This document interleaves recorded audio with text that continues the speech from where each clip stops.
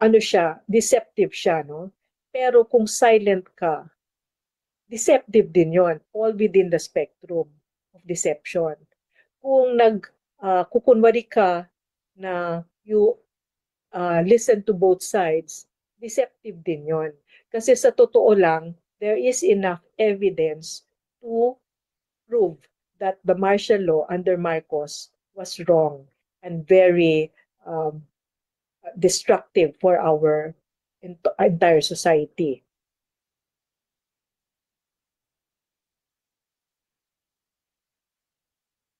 May mga cases na the students are asked to enumerate the good and bad features of martial law and then end with the enumeration. But the serious learning part, reflecting on the lists produced by the students, is carefully avoided. Would the infra program of martial law, often touted as an outstanding achievement, outweigh the denial of rights and grievous violations of human rights? Would the timid citizenry cowed by the dictatorial strictures of martial law be of greater value or good than the loss of their freedoms? If both sides are treated equally, then none gets dismissed, even if one side is gravely objectionable. By avoiding the acknowledgement of wrongdoing in the face of reliable and overwhelming evidence of it, students are taught to ignore history and remain silent about issues of indubitably crucial significance. This runs contrary to the goals of Araling Panlipunan and certainly is not in keeping with the purposes and values of civic education. This too is a denial of our past. Okay, so that's the end of the study by Dr. Diokno et al. Now, I also asked other students, no? I have other sources of information, but konti-konti lang ito. One is Miss Lailani Leanio Mallorca, who interviewed her nephews, nieces, and grandchildren from Romblon. So yung mga eskwelahan nila, San Andres National High School, Romblon National High School, San Jose del Monte, Bulacan. Mga grade 8 sila. Sabi nila, only the timeline of martial law was taught and no details were given in school. Other schools did not even mention about martial law in the Philippines. Miss Lailani Leanio Mallorca, by the way, is the daughter of Salvador Fabella Leanio. He was killed in February 25, 1987 in Romblon while he was protecting the ballot box. So, siya, ang pangalan niya ay nakalagay sa bantayog ng mga bayani, Wall of Heroes. Martyrs. No? Isa siyang martyr. May pinagtanungan din akong estudyante ng 15th Avenue Elementary School, Cubao. He does not recall discussing about martial law in class. And students of Juan Sumulong High School, hindi din sila nag-aral ng martial law, no? At saka yung World War II ang dinidiscuss sa high school. Wala pati silang textbook. Two former pupils of Camp Aguinaldo Elementary School sa Cubao rin have no recall of lessons about martial law. So the challenge for the youth, how to help spread the word about what really happened during the period. So these are some very good websites that you could research on. And credits go to the following. Thank you very much.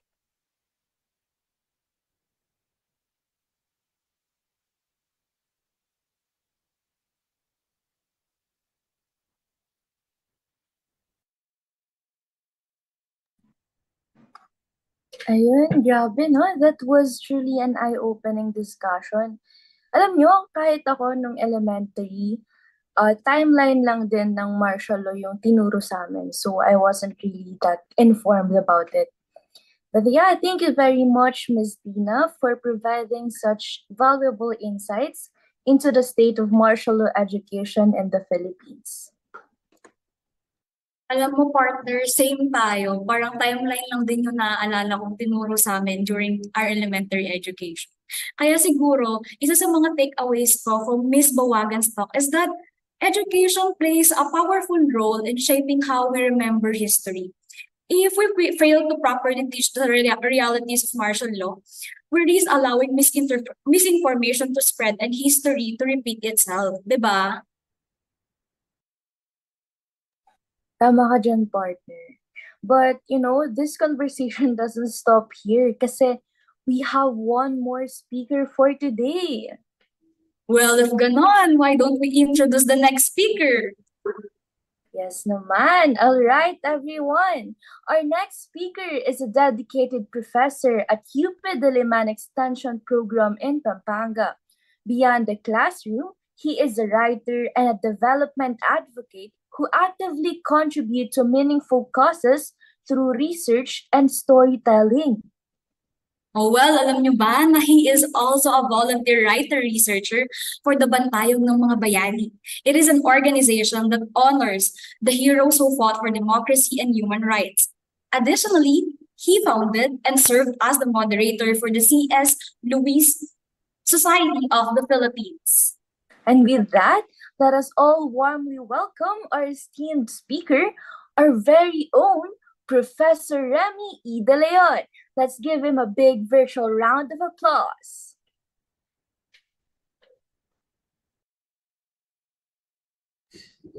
Okay, hello everyone. I hope you can hear me now. Let me just share my slides.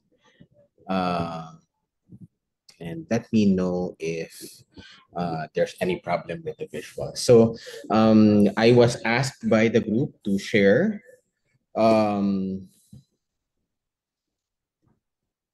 because Ma'am Tina already talked about the state of martial law coverage in textbooks and in the classroom. My background is less from instruction and more from a information science and library science background, since I have some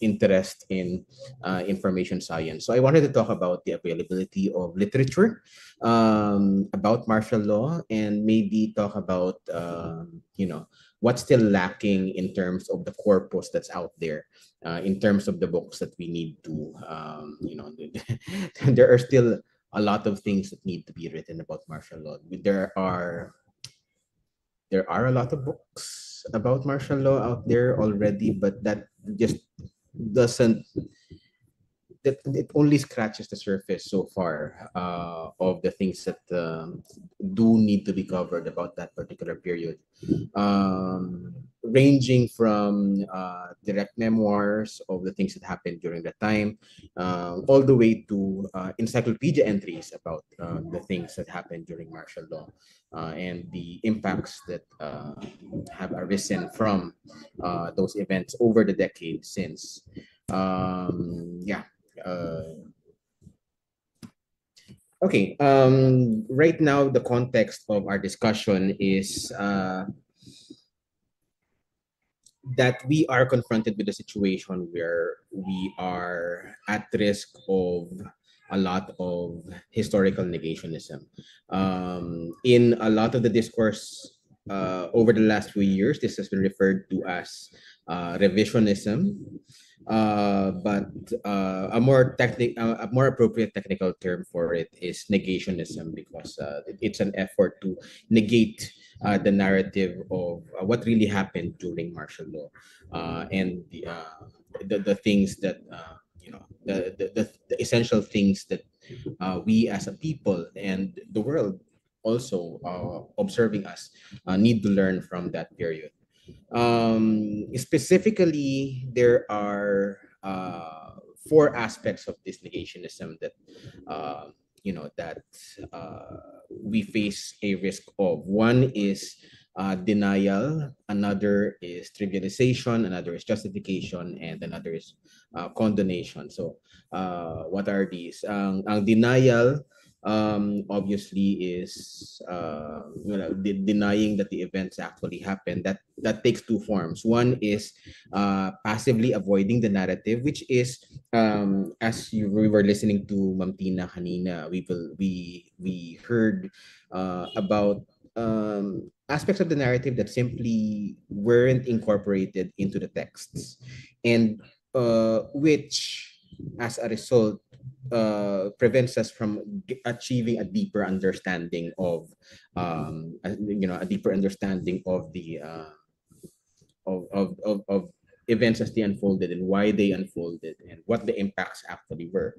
And then there's active negation, which is when people consciously deny the events that happened during martial law, saying that either they were lies or that they did not actually happen, which is something, by the way, which the children of the Marcoses, including the one that is currently in power, have done on numerous occasions.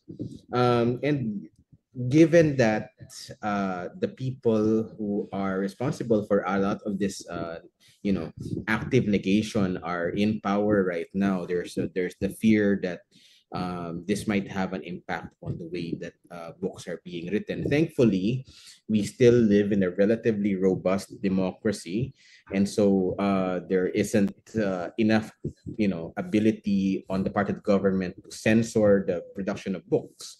But to the degree that the government itself is able to commission and publish books, and in that way influence the narrative, we are facing a serious threat. Another form of historical negationism is trivialization, where the impact of a particular event is said to be not as great as has been said. We heard a lot of this during the campaign, saying that supposedly the opposition has made too much of hoopla about martial law, and it wasn't really that significant, and not that many people were affected, and that people were just quietly appreciating martial law, and that is an effort to trivialize the facts of that period. Another aspect of historical negationism is justification, where people try to offer justification of things that happened. Obviously, a lot of red tagging takes this particular form. The entire thing is blamed on supposedly the left, who are trying to undermine government. Uh, another form of historical negationism is condonation, or simply saying that despite the fact that these things happened, it's okay because there are other more important things that we want to focus on. So, which was the main line of the campaign of the person who is currently sitting on the throne in Malacanang. Yun yung madalas niyang sabihin na we want to move on, di ba? So that's a form of condemnation. And although we see this playing out a lot in things like YouTube, or during the campaign, or in events as a government officials speak,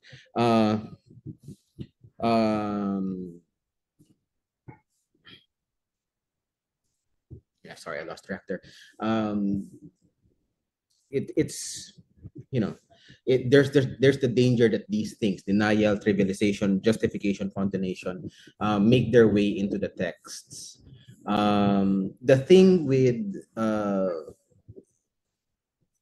the way that text influences textbooks, books, journal articles, etc. The thing with the way that they influence the narrative is that they influence narrative in the long term.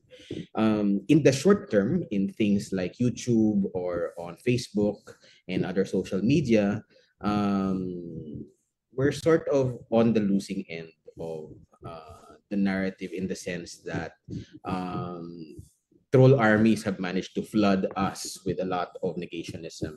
And so a lot of kids today, a lot of people who are in their elementary years, literal kids, are being flooded with misinformation.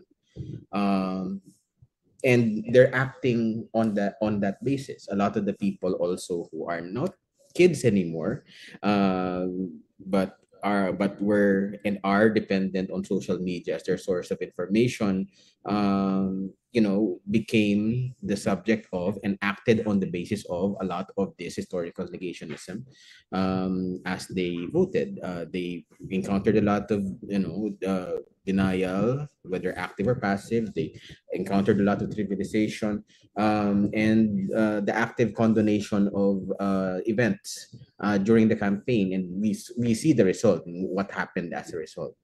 But uh, in terms of preserving the long-term memory, as long as um, things are still recorded in ink, as long as events are still preserved, in terms of an explanation of how things really happened, as long as the book still exists, there's still going to be a way to claw our way back to a more accurate understanding of history, and there's a way to restore some semblance of the truth within our discourse.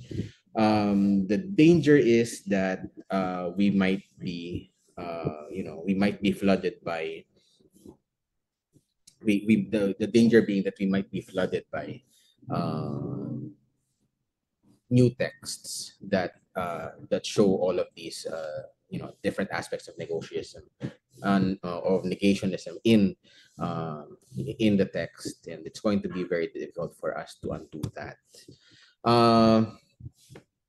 So what's out there? I sort of want to talk about different forms of literature about the martial law era, and where we might find our discourse about this. We have what we call the three different kinds of literature.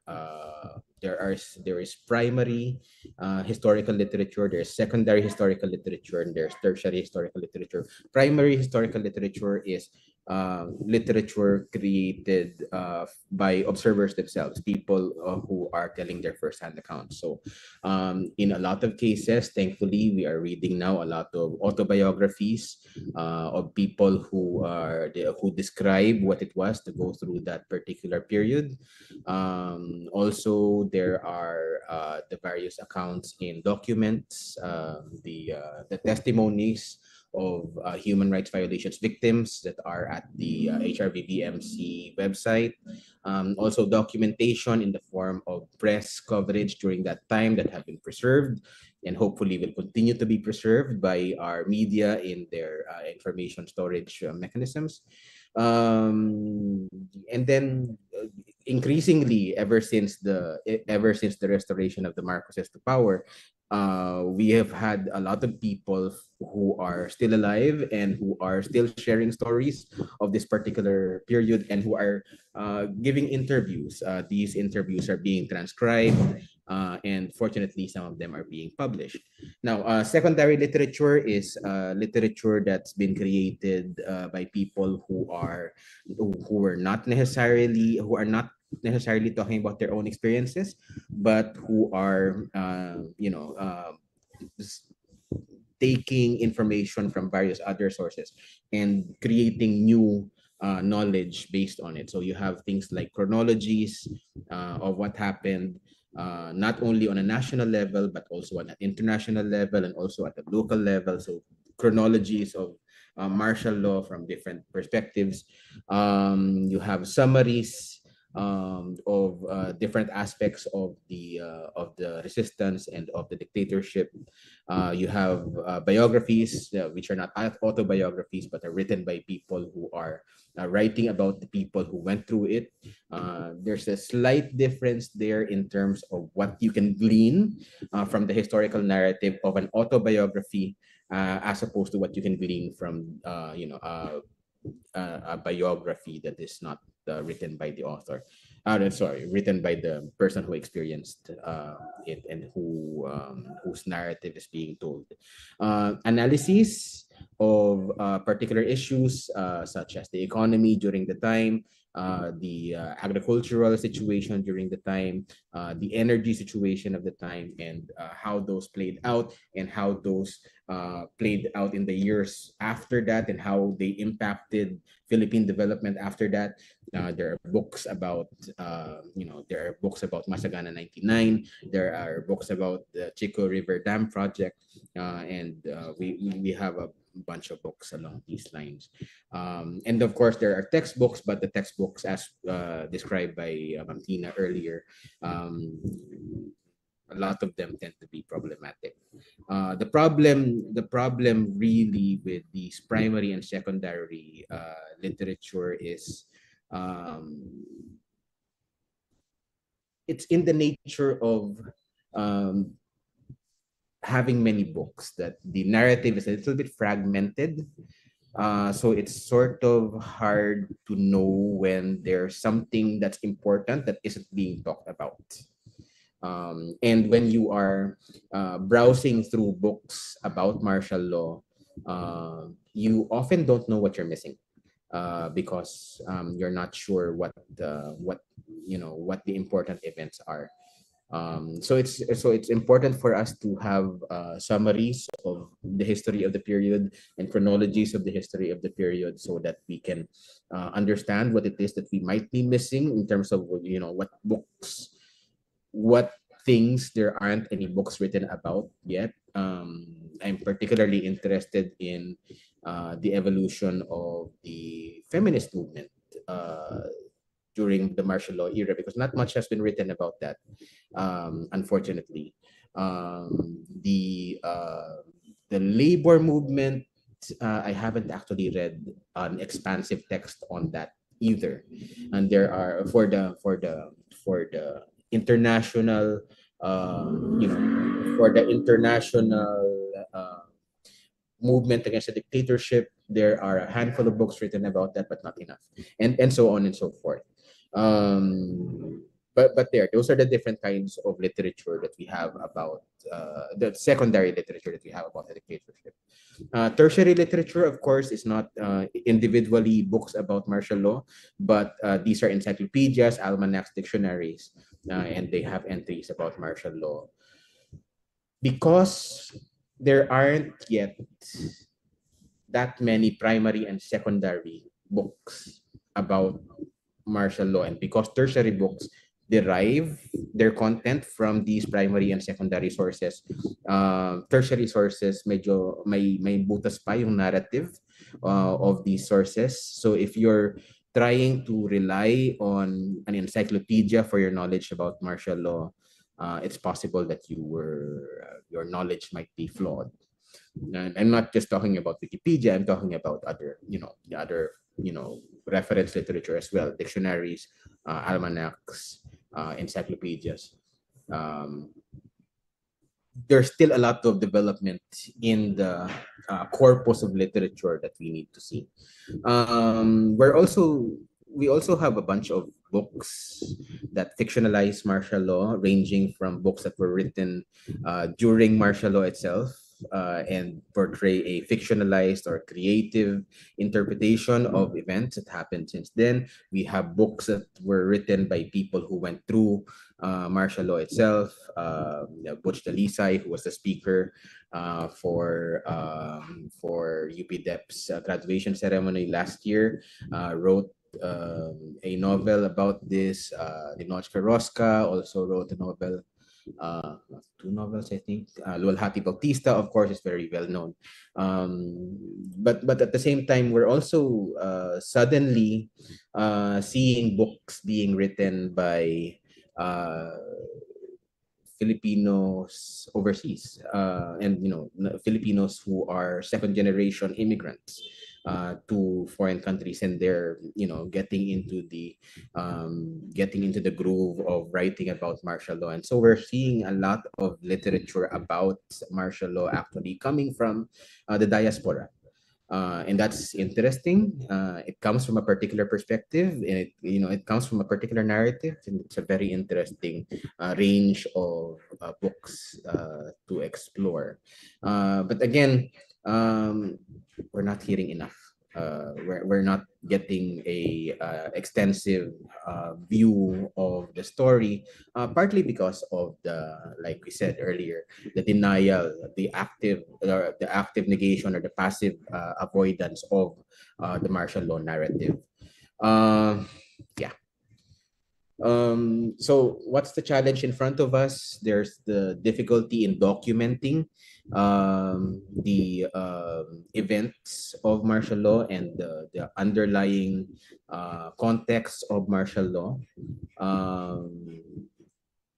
We know that martial law happened quite a while ago, and rather unfortunately, a lot of the people who experience it firsthand and who played a part in it are at this point encountering health difficulties. So it's imperative that we try and capture these narratives as much as possible, as early as possible, before people, sadly being people, pass and are unable to share their stories. So that's a big challenge. Another one is validating stories, because people will, of course, tell their stories from different perspectives, and those stories eventually will interconnect. And just validating facts and validating what actually happened and what the actual context were for things is also a challenge. And then collecting these narratives and making them available to researchers, putting them in some sort of mechanism where they can be accessed is another challenge. There are, to my knowledge, really only 3 or 4 martial law specialized libraries in the Philippines. One of them is the Bantayog. Yet another is the Martial Law Library in Ateneo. Another is the library of the HRBVMC, Human Rights Violations Victims Memorial Commission. And I think one more may be the collections that we have in UP of the resistance movement. But that's not a lot of libraries, and it gets hard to do research about martial law, because the task of collecting literature is a big challenge. And by the way, this is made more difficult by the fact that publishing books in the Philippines is a very difficult thing. At this point, when was the last time I talked to a publisher? They talk now about, a book becomes a bestseller when an entire print run gets substantially sold, right? So if like 80% of the books sold for a particular print run are bought, then the book becomes a bestseller. The thing is, the print runs, because of costs of printing books right now, tend to be rather small. I know I was talking to a publisher, well, an academic publisher, and to be fair, recently they talked about their print runs are now as small as 1,000 copies. Just imagine just having 1,000 copies of a book, and that has to be distributed to all the libraries, all to the schools, and it has to be distributed to the bookstores. And this is why you're not seeing a lot of those books on our shelves, because it's hard to publish, it's hard to sell. There's a market for books. Don't let them lie to you and give you the impression that Filipinos are not reading. But the logistics of selling books in the Philippines, especially Filipiniana, without much government support, it's hard. It's very hard. Hindi necessarily intentional yung lack of literature. It's sometimes just economically, it's hard to publish books. Sharing is another necessary task, but although events like this our solutions to that, making sure that people hear about martial law, young people, freshmen, like the members of this class, or some, or at least most of the members of this class, learn about martial law and the challenges of preserving that narrative. And then upscaling, making sure that a larger audience receives it, is a challenge. So at the moment, there are, I think, 30 plus people in the Zoom. And the question is, how are we going to make the information that we have in this particular